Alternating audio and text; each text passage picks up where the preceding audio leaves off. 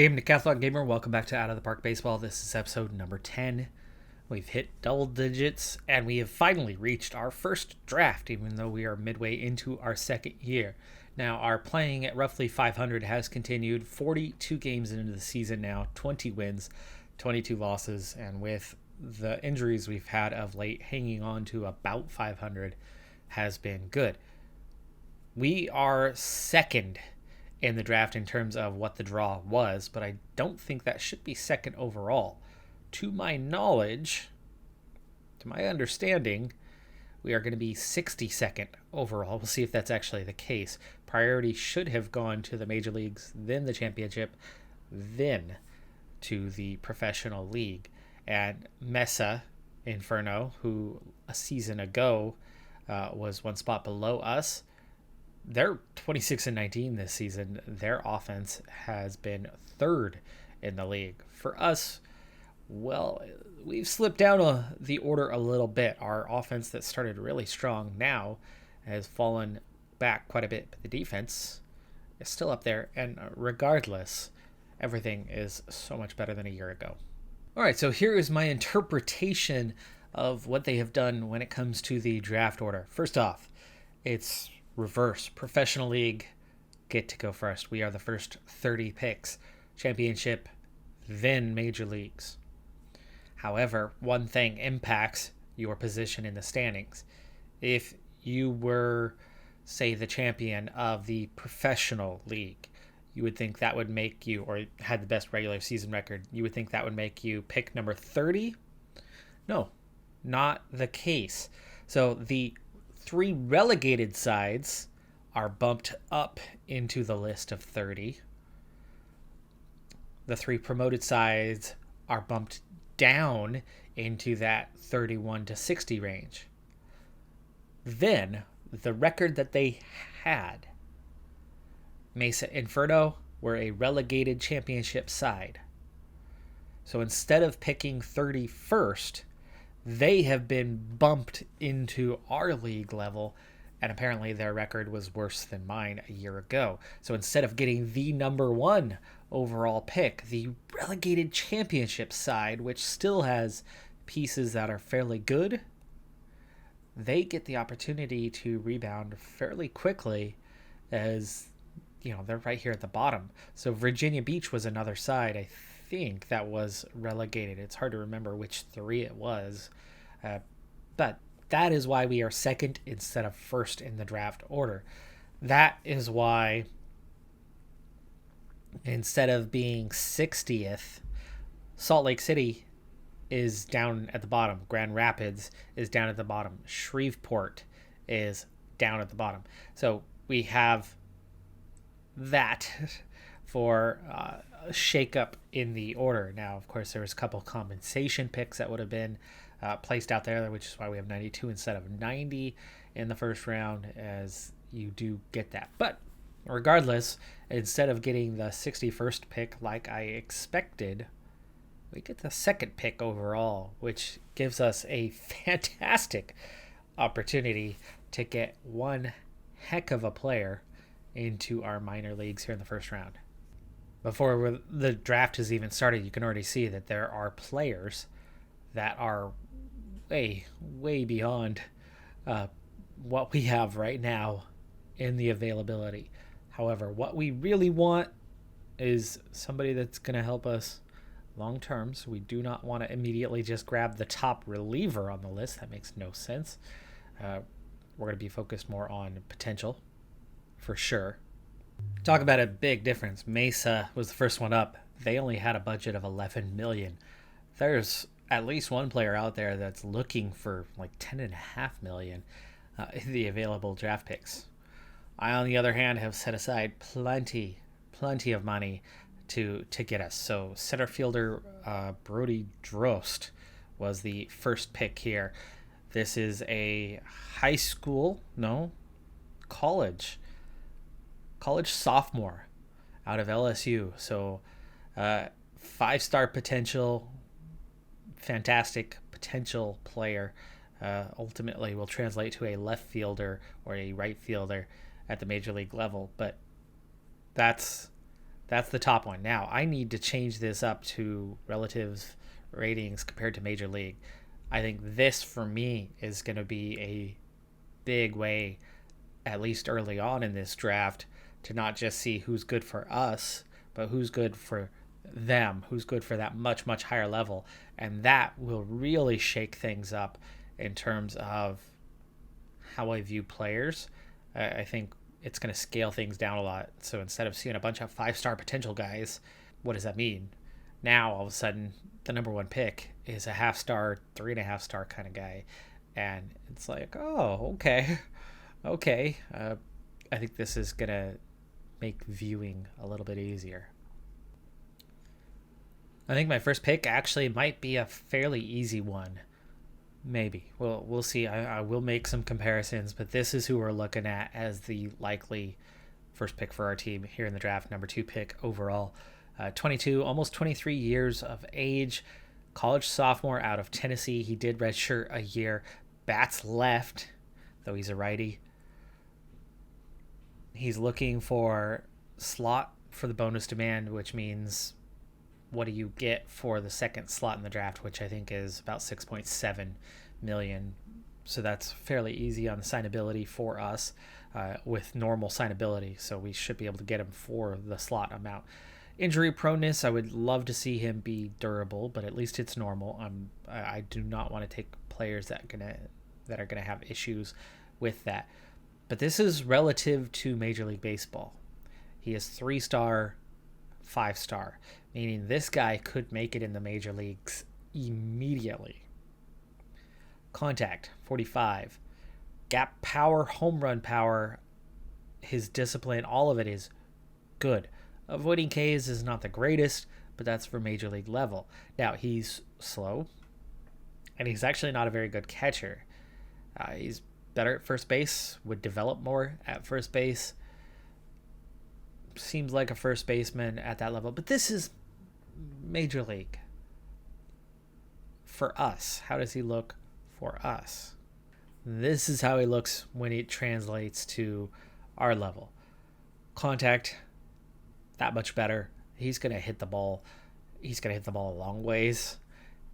The discipline, the eye is really good for our level. The avoiding Ks is still a bit of an issue. He will strike out a bit, but you will take that with everything else that he offers. Still not a great catcher by any stretch of the imagination, but catcher is such a hard position to fill, and this guy is better than the entire team right now. So this is a straight to starting lineup, major league, and suddenly our catcher situation is dealt with. Maley, who's like 32 years of age, is instant trade bait, and you add another piece to that, depending on what we get in the second round. If we get somebody good in the second round, it's a ways down the order, right? It's going to be like 94th pick before we get our second player. But it's supposed to be a deep draft, so there should still be something available. I don't know if it's going to be ready for us, per se, at that point, but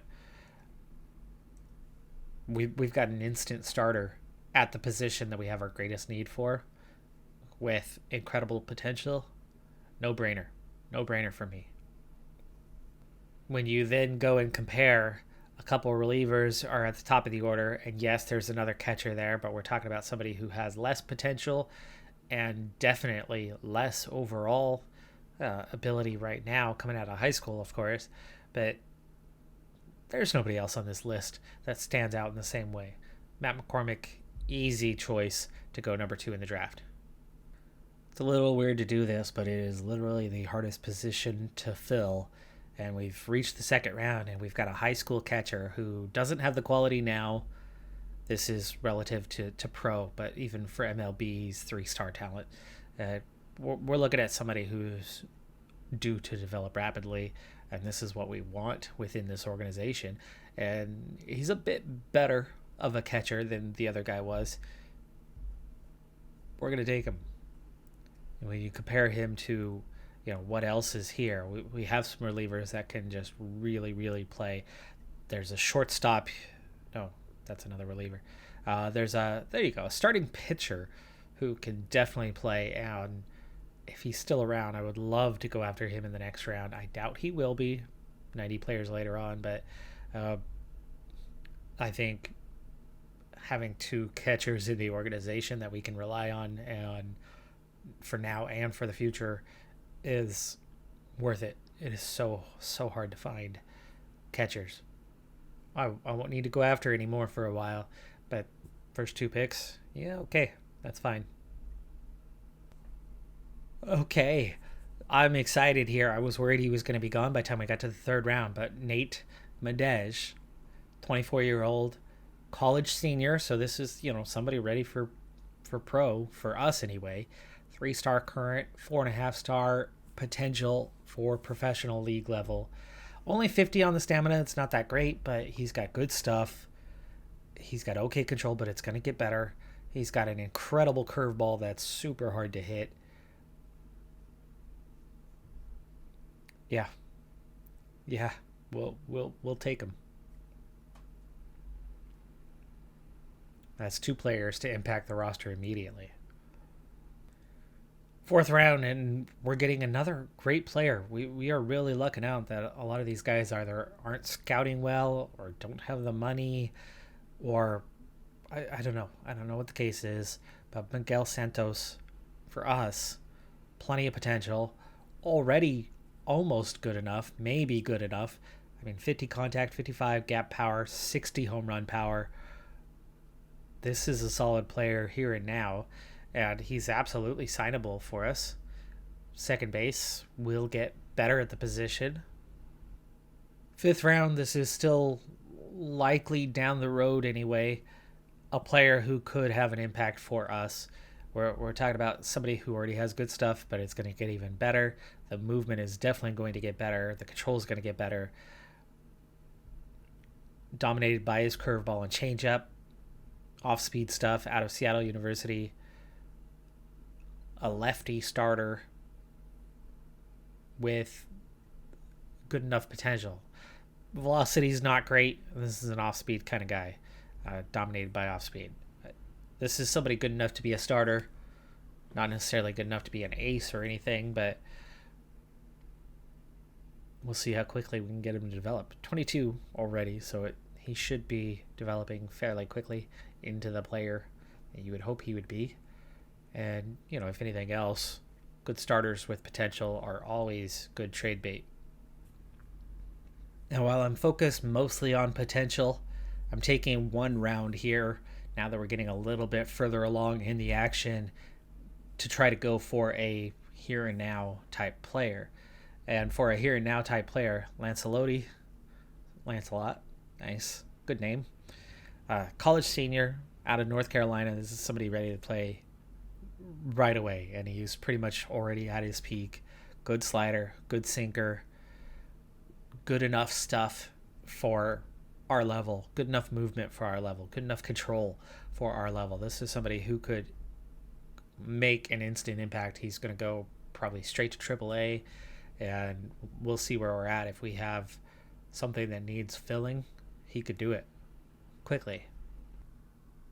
So I should have a fairly easy time signing all of my draft picks. I have the first 5 rounds that have slot bonuses. The rest just go straight to minor league deals from round 6 through 20, unless they have some sort of bonus demand beyond that. I did have one, wanted $500,000.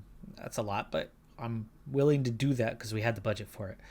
We might as well use that budget. In fact, we're going to come in well under 50% of the budget we had set aside, probably more like 40% of the budget that we had set aside for the draft. So easy. Everybody got what they wanted. Slot bonus was the standard for everyone, as they were asking below whatever was the pick that they were picked at, what the bonus would have been. So anyway, those top 5 should be easy signs, plus that one other by given his demand, meaning I should have all 20. One of those 6 has already signed, but otherwise what we ended up with is 4 catchers, which is a bit much, but that's been the one we've had a really hard time with, and that's one current, ready to contribute, +3 with high or somewhat high potential. We got a number of starting pitchers. I did not go after relievers hardly at all. I only picked up 2 relievers. Three relievers out of 20 rounds. I did pick up quite a few starters.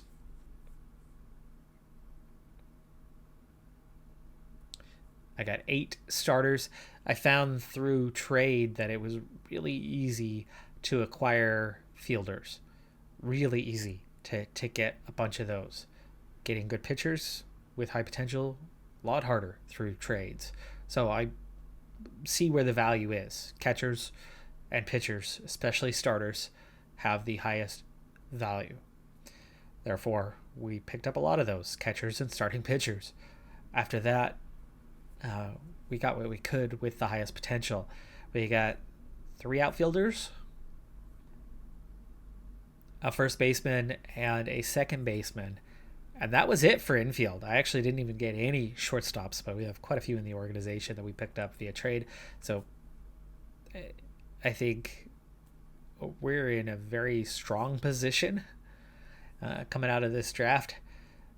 We'll start seeing how that roster shakeup is going to happen here shortly to the minor leagues, and if it's going to impact the major leagues, as I think it might, because it looks like we came away with probably 3 to 4 players that are ready to contribute immediately.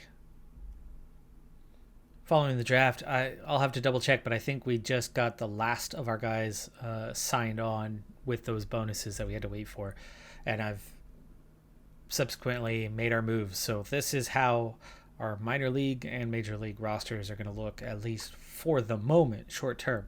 So down at the rookie league, a lot of those guys that were low current ability but higher potential are down here.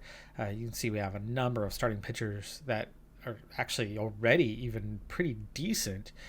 More starters than relievers. A lot of pitchers down there. So that means there are some movable pieces. Grahovich, who was our 3rd round pick, high potential, just not there right now. He'll play in the rookie league. You can see there's a couple other guys talented, the first baseman, the center fielder.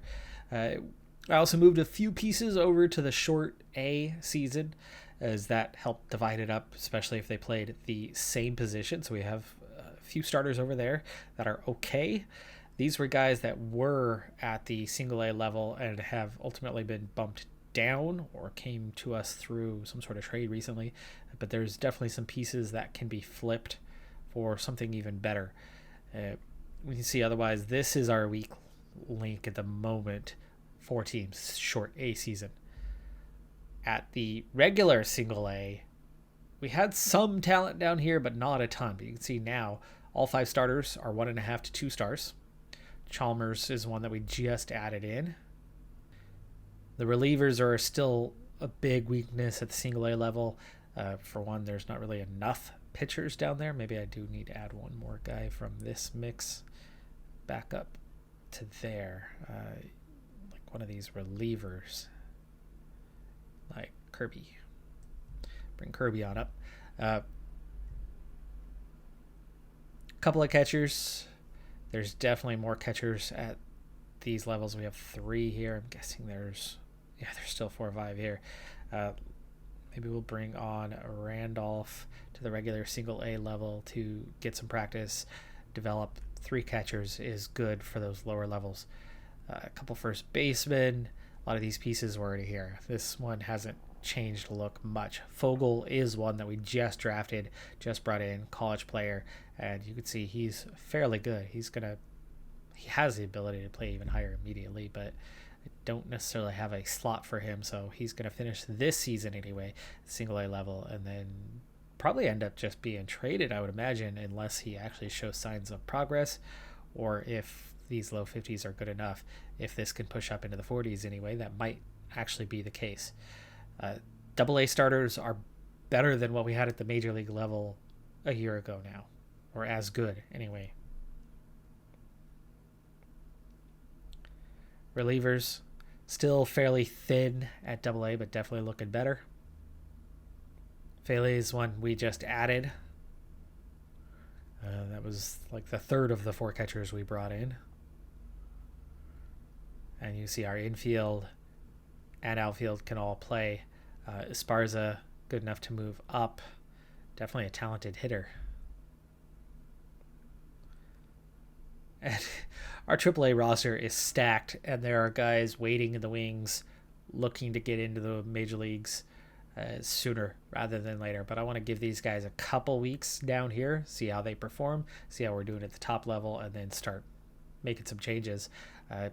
22 and 28, we're not thinking about playoffs. I like having a high draft pick, so there is that factor, but you could still get really good players outside of the first few picks.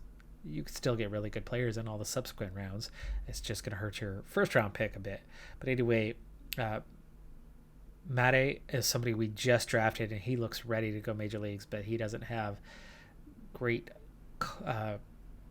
accuracy on his pitches. He's got stuff that's hard to hit.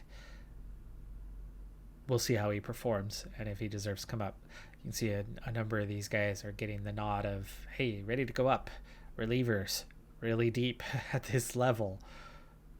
And probably a few too many. So there are guys that are going to have to either be moved on via trade or make their way on up before we stand to lose them. Catcher's not quite as deep right here. But we've got a decent infield.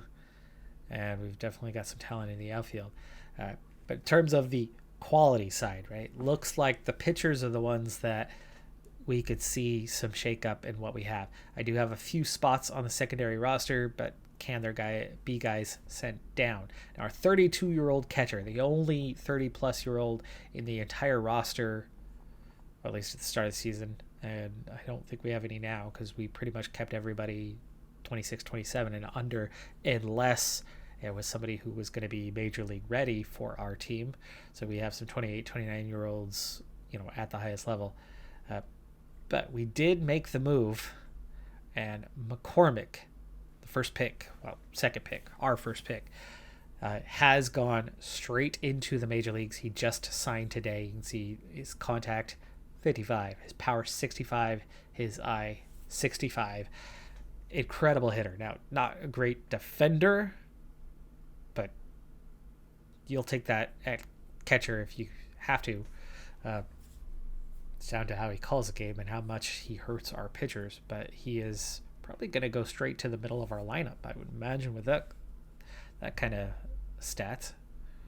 So McCormick is going straight to the middle of the order. Rayleigh and Salazar dropping a spot, and Valadares dropping to the back end of the lineup. See, in terms of contact, we're now 45 plus for everybody but one. Gap power is 45 plus for everybody but one. Overall power is high for everybody but a couple guys. Everybody's got a good eye. A few guys are going to strike out occasionally, and we're decent in defense in literally every position except McCormick, who just came in as a big time massive hitter for us. And look, we finally have somebody besides Pedrero and Flint who is top talent for this level. And McCormick, he's making league minimum. He got a huge bonus for signing and coming straight in, but he's making league minimum, and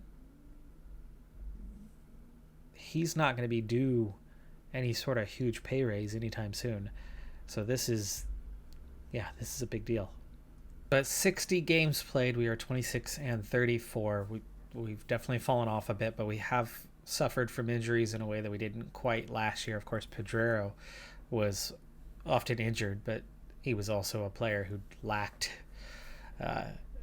his injury proneness was pretty bad. But anyway, batting wise, team's struggling a little bit. They're just not hitting the ball terribly well. Williams, Thompson, Rayleigh, Hampson, Holder, 238 to 269 is the range, and that's the overall team.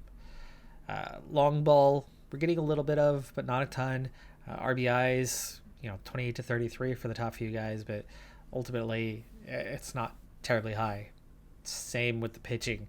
So all of these kind of average guys that we brought in are all, playing average.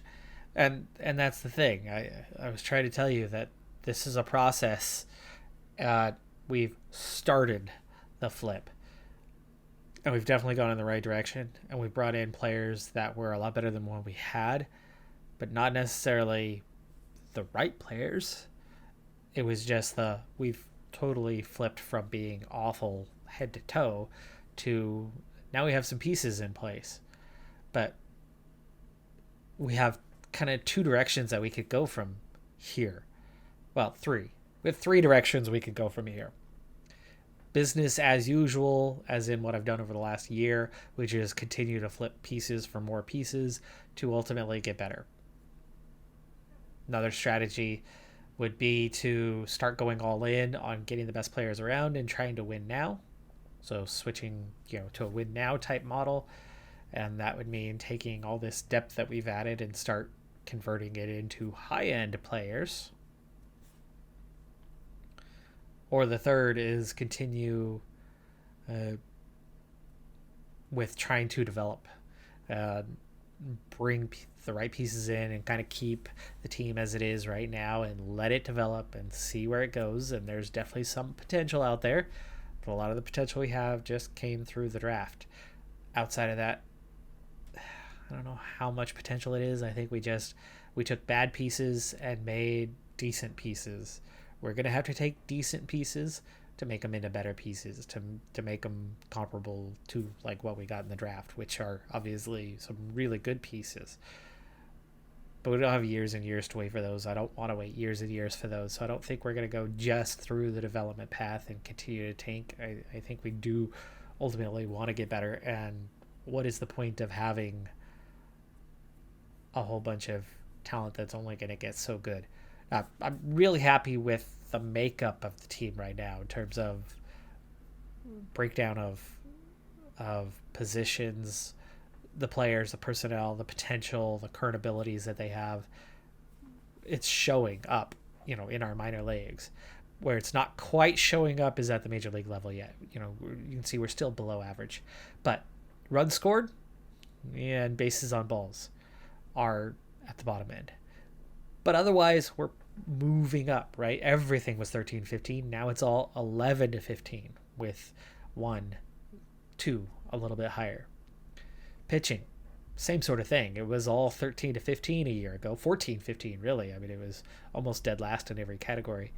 Now it's 7-11 with a couple even higher, 5th and 6th.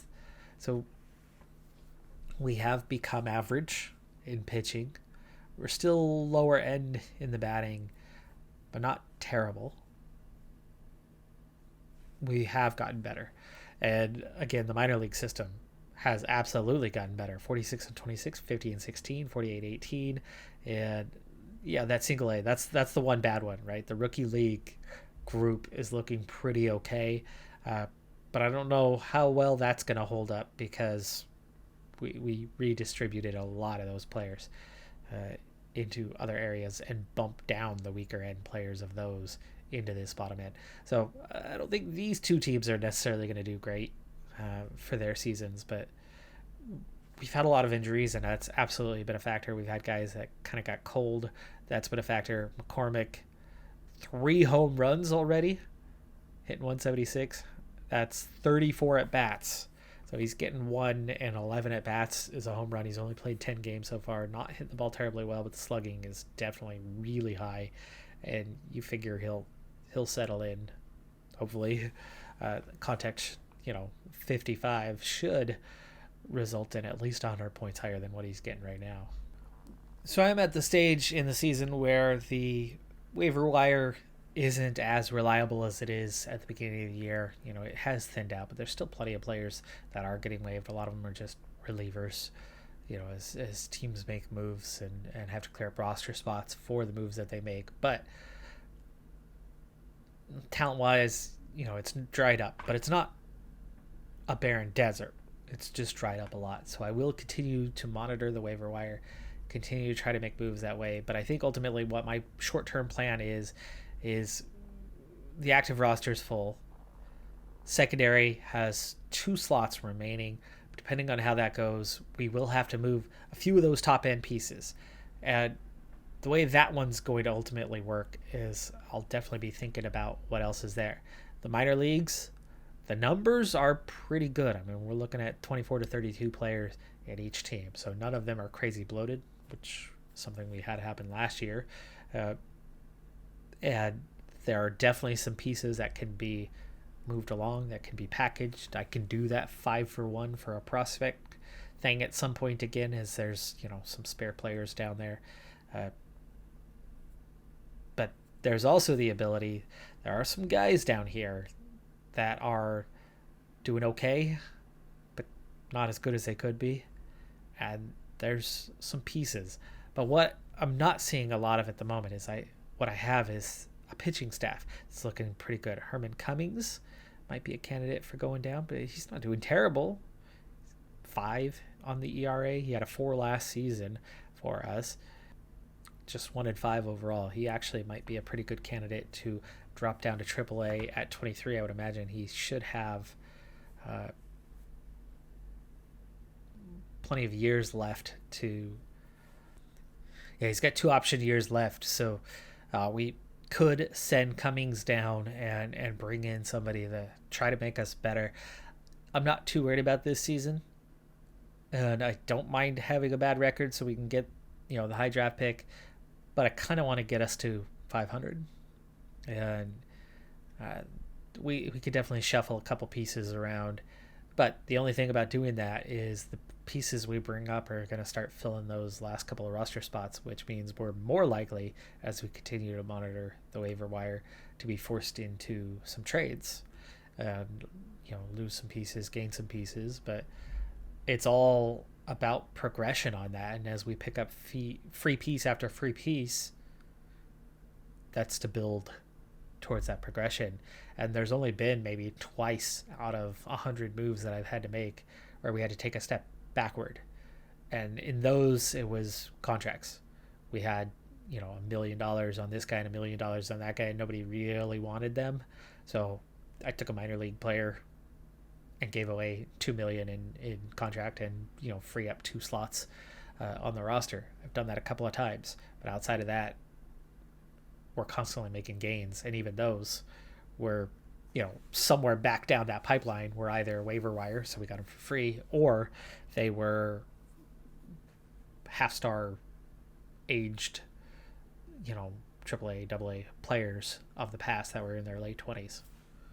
All right, let's do a little stat time, and then we're going to move on to the next episode. At the moment, team power rankings, we are down to 24th. We were 18th, and you can see it's really tight. There's a big gap behind us, but it's really tight to jump up to 16th or up to even like 9th, as it's really tight through there. Here's our first look at the positional rankings for the year. Matt McCormick, who we just drafted, is already the 3rd best catcher in the entire league. Salazar down at the bottom end. Hampson, middle of the road. Luke Williams is top 10. Holder, bottom end. Elijah Thompson, middle of the road. Vasquez is suddenly seen as the better player than Valadares, who's just really having a poor year. Rayleigh is 13th best. Bukowskis is the one pitcher who is a little bit stronger than everybody else, but that's one area where we struggle. He's our best pitcher, but he's only 22nd in the rankings of what you have. We do have a very good pitching staff in terms of the relievers, though. We found a lot of depth, obviously the easy way through the waiver wire. Now, after we brought a lot of the talent potential we had up to the major league level, we had dropped a little bit in the minor league rankings, but we find ourselves all the way back up in 2nd place now, behind Mesa, who had that first pick of the draft, and it looks like they might be keeping their guy down there. Here's one thing about what we have compared to everybody else is Ortiz, Robles, Kamai. I mean, what we're looking at is a group of players that the last one listed is 36th. The big difference between us and everybody else is, these guys, this is the end of their list. This is as far as their list goes. For us, that's 3 strong players for San Juan, but that's it. our list keeps going and going and going and going. There's at least another 8 players in that top 100. We make up a huge portion of that overall. There's 4 teams down here that have no players, even after the draft we just went through. It's clear. It is so clear that gains are being made across the board. But plenty of work still to do. That is going to do it for this episode, though. I'm super happy about how that draft went, though. We really got some here and now. I mean, we've got 2 guys that are already at the major league level now, and then we have players littered all over AAA, AA, single A, and the lower levels that are both long-term prospects, but also guys that aren't that far off from contributing right away. And I think, if I looked close in my AAA, not only are there some guys that say they're ready, but there are guys that are ready now. I could probably swap maybe half a dozen players and bring them up immediately, but then they wouldn't get the playing time as much, and I'd love to see them develop. So for the moment, keeping them at AAA, keeping things as it is on that part, and allow that development to occur, and then bring them up accordingly, or we'll think about it again maybe a little further down the road, a month or so. That's going to do it for this episode on Decathlon Gamer. Like, comment, subscribe. See you next time. Have a good one. Be safe out there, and bye for now.